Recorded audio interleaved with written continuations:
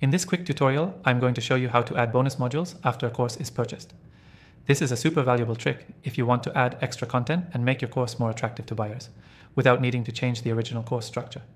Stick around, because I'll also share a special tip at the end that can save you tons of time. Let's jump right into it. First, you need to have the course platform set up where your course is hosted.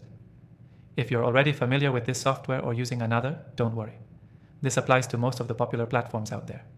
I'll walk you through a general process, and if you want to follow along, I've got a special free trial link for the software we're using exclusive to viewers of my channel, so be sure to check the description. The key is to ensure that after a course is purchased, students can easily access the new bonus content. You don't want to make it complicated for them. So, here's the first step. Go to your course admin section where you manage your course content. Look for the option to create new modules or add lessons within the existing structure. If your platform allows you to set up a module as bonus content, it's an easy way to mark it as a special extra for your students. Now, you'll want to upload your bonus modules. These could be PDFs, video lessons, or exclusive downloads that add value to your students' experience. Once your bonus module is set up, the next step is to make sure your course students get automatic access. You want them to see it right after they purchase or enroll, but only if it's been added to their course library. This is where you might need to adjust your course settings or make use of an automation tool within your platform. The goal is to have the system automatically enroll students into the bonus content without you having to manually update each one. Make sure the bonus content is visible to your students as soon as they complete the main modules. In many cases, you can set up rules that unlock the bonus content after a certain milestone, like finishing the core lessons. This creates a sense of achievement and makes the bonus content feel like an exclusive reward.